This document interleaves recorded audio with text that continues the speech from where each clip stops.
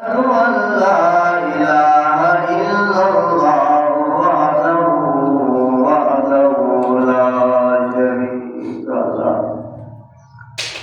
لا شريك له ولا وزير له ولا مشير له ونشهد أن سيدنا وسندنا وحبيبنا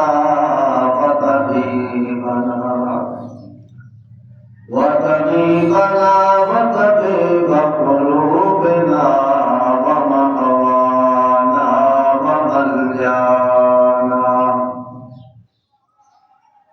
ومولانا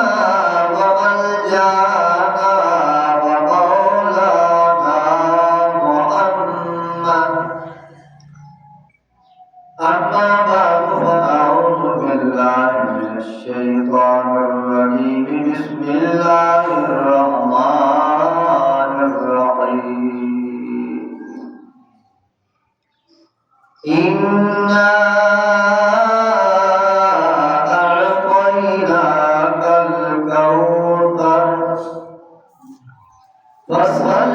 لربك وانحر إن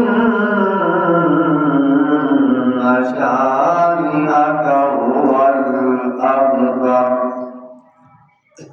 سبحان ربك رب العزة عما يصفون وسلام على المرسلين والحمد لله رب العالمين. درود پاک کی تلاوت فرمائے. اللهم صل على سيدنا مولانا محمد. يا رب صل وسلم وبارك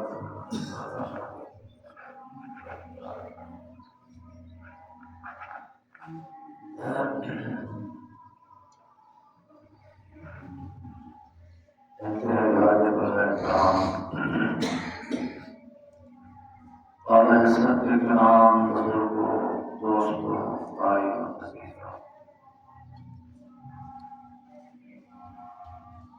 عید الاضحیٰ کا مقدس منور مبارک پاکیزہ ترین دن آپ سب کو بہت بہت مبارک ہو. اللہ سبحانہ و تعالی پوری ملت اسلامیہ کی قربانیوں کو اپنی بارگاہ قدوسیت میں قبول اور منظور فرمائے اور عزت ایمان والی زندگی اور عزت ایمان والی موت نصیب فرمائے. میرے محترم دوستو، ہمارا رب، ہمارا مالک، ہمارا پالنہار بہت بڑا مہربان ہے، بہت کرم فرمانے والا اکرم الاکرمین ہے، وہ ارحم الراحمین ہے، وہ راحم المساکین ہے، وہ اول الاولین ہے، وہ آخر الآخرین ہے، وہ ذو القوة المتین ہے، وہ سلطان السلاطین ہے، وہ رب العالمین ہے، وہ رب العرش العظیم ہے، وہ ساری کائنات کا تنے تنہا مالک حقیقی اور خالق حقیقی ہے. تھوڑا سا بھی کوئی بندہ ادھر جھکاؤ اور میلان اور توجہ کرتا ہے تو اللہ پاک کی رحمت اس سے کہیں زیادہ تیزی کے ساتھ آگے بڑھ کر بندے کو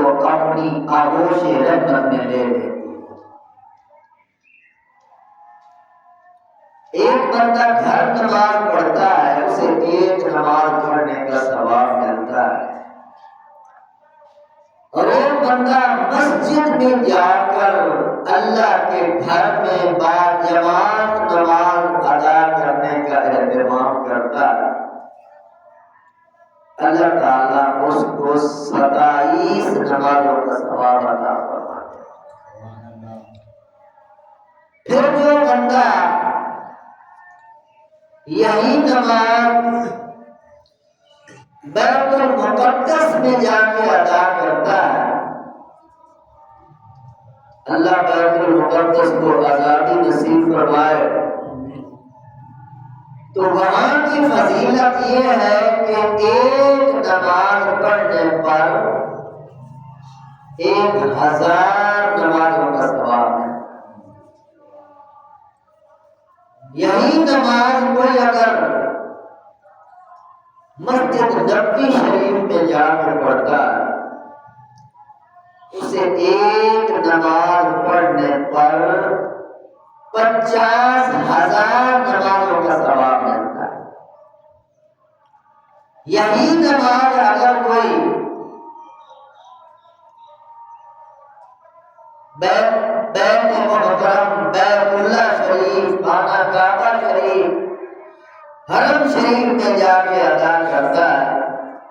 تو ایک نماز پڑھنے پر 1,00,000 نمازوں کا ثواب ملتا ہے۔ اللہ کی نماز شان بڑھ جاتی، مگر میرے محترم دوستوں، سوچنے کی بات ہے جب 8 ذی الحجہ آتی ہے، ہزاروں لاکھوں حجاج کرام کو حکم ہوتا ہے حرم پاک کو چھوڑ دو، مسجد حرام کو چھوڑ دو،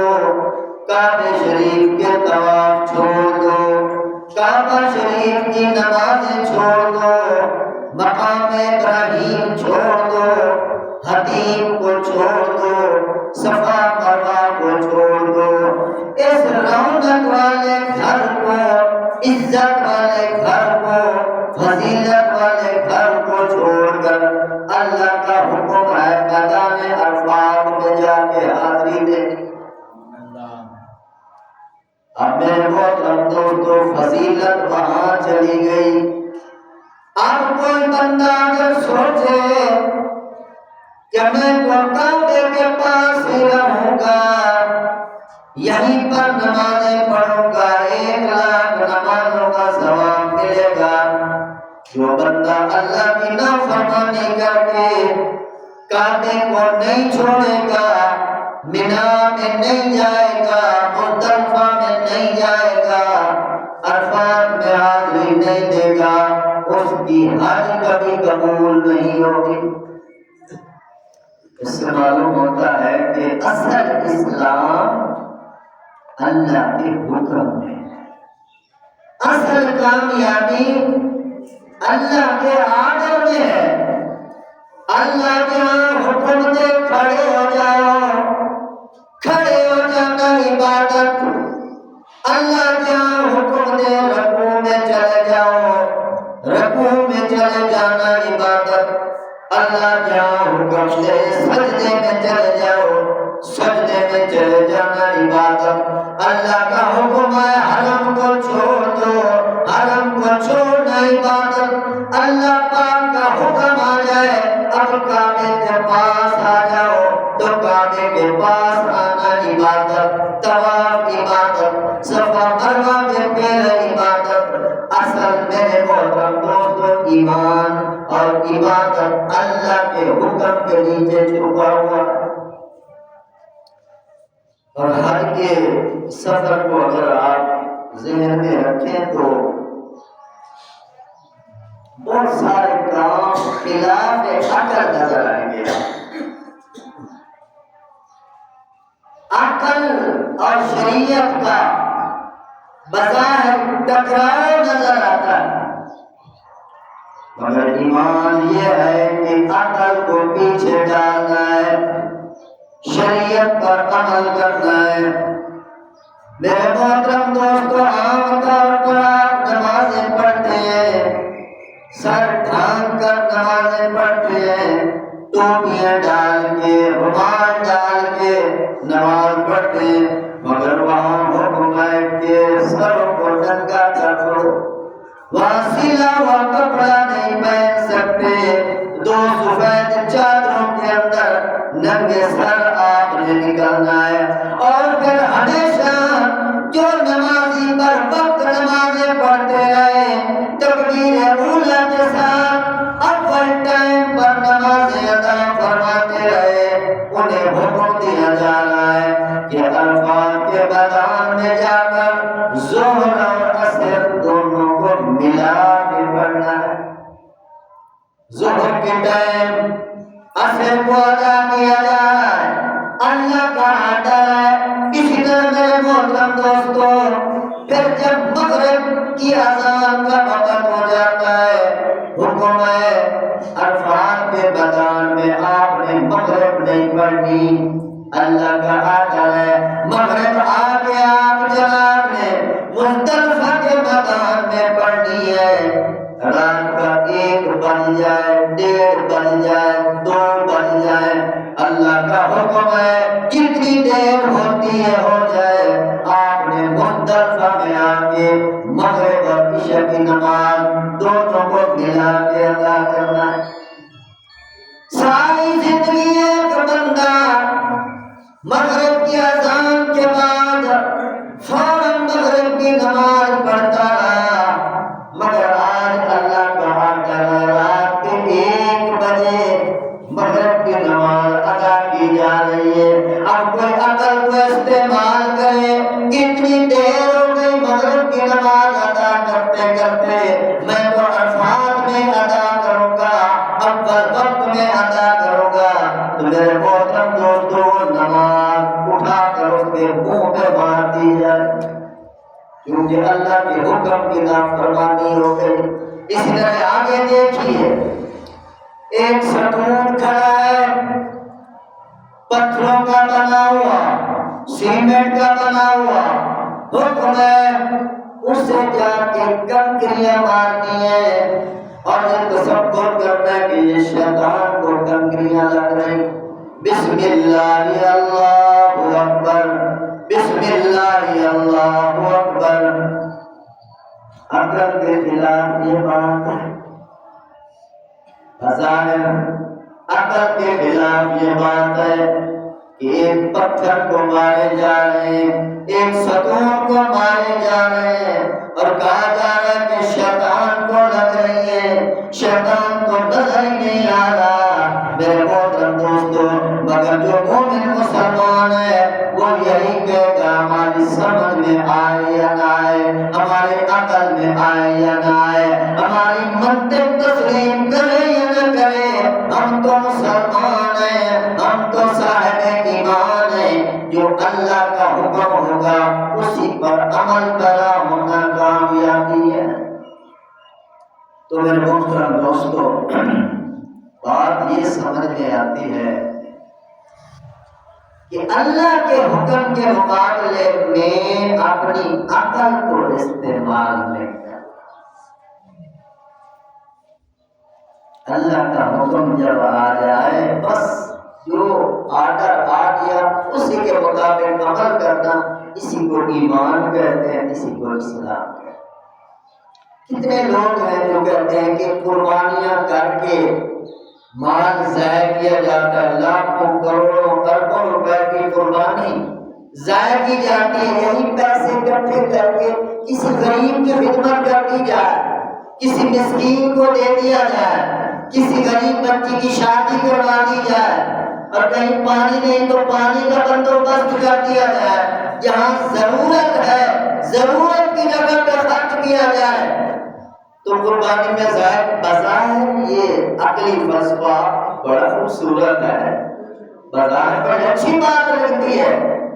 مگر میرے محترم دوستو یہ شریعت کے خلاف، یہ قرآن کے خلاف، یہ ایمان کے خلاف، یہ اسلام کے خلاف، یہ پیغمبر اسلام کے خلاف اللہ نے تو حکم دیا ہے فصلی لربک وانحر، اللہ کے نام پر نماز بھی ادا کیجیے اور اللہ کے نام پر قربانی بھی ادا کیجیے۔ اللہ کا حکم قربانی کرنے کا ہے، یہ کون ہے جو کہہ رہا ہے قربانی چھوڑ کر دوسرے کام کیے جائیں؟ اب دیکھو سیدنا ابراہیم علیہ السلام کو اللہ نے حکم دیا تھا کہ بیٹے کی گردن پہ چھری رکھ، بیٹے کی گردن پہ چھری رکھنا، وہ بھی نابالغ معصوم بچہ ہے، بے گناہ ہے اور اکلوتا بیٹا۔ یہ کون سی عقل مندی ہے، کون سا فلسفہ ہے کہ بچے کی گردن پہ چھری رکھ دی جائے؟ مگر میرے محترم دوستو، وہ ایمان کی روح کو سمجھتے تھے، وہ اللہ تعالیٰ کے اشاروں پر جان دیتے تھے، تو فوراً ابراہیم علیہ السلام تیار ہو گئے۔ اور پھر مزے کی بات ہے، اللہ نے فرمایا تھا نا فبشرناہ بغلام حلیم، اے ابراہیم ہم نے حوصلے والے لخت جگر کی آپ کو بشارت دی ہے۔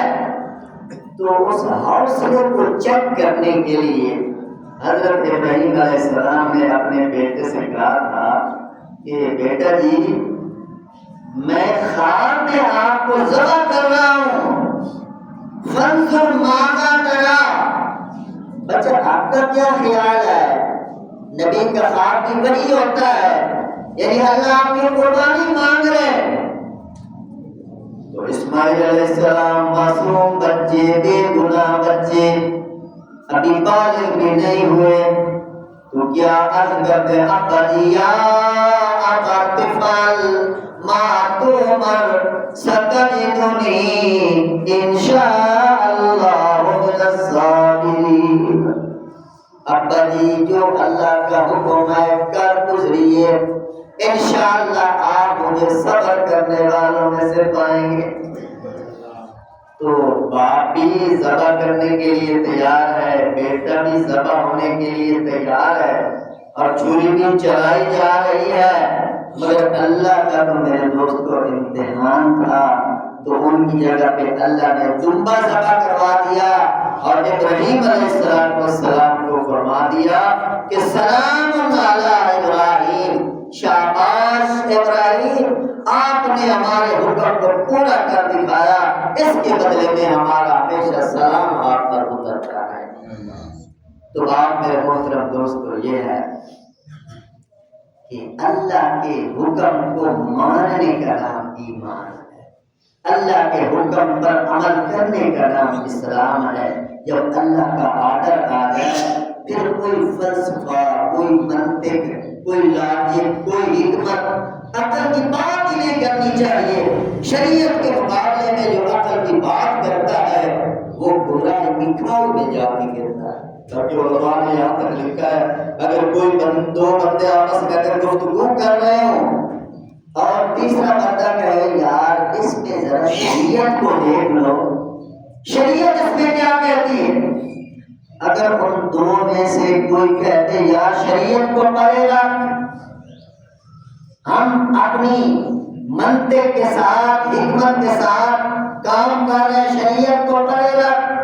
علماء نے لکھا ہے کہ جو یہ کہہ رہا ہے شریعت کو پڑھے گا،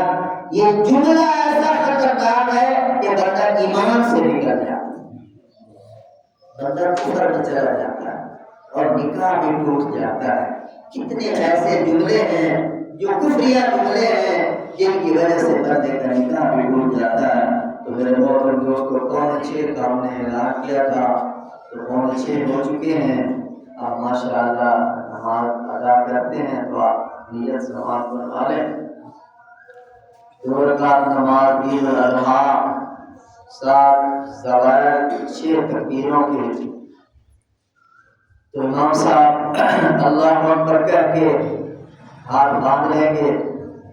آپ نے بھی اللہ اکبر کہہ کے آپ کانوں تک اٹھا کے باندھ لینے ہیں۔ پھر ثنا سبحانک اللہم و بحمدک وتبارک اسمک وتعالی جدک ولا الہ غیرک۔ ثنا کرنی ہے، ثنا کرنے کے بعد پھر ہاتھ اٹھانے ہیں، دانوں تک اٹھا کے پھر چھوڑ دینے ہیں، دوسری بار اسی طرح، تیسری بار دانوں تک اٹھا کے پھر ہاتھ باندھ لینے ہیں، پھر تلاوت ہوگی، سورۃ فاتحہ ہوگی، پھر رکعت ہوگی، پھر دوسری رکعت میں یہی عمل یعنی قرات کے آخر میں کرنا ہے۔ سب اسی بھی فرمایا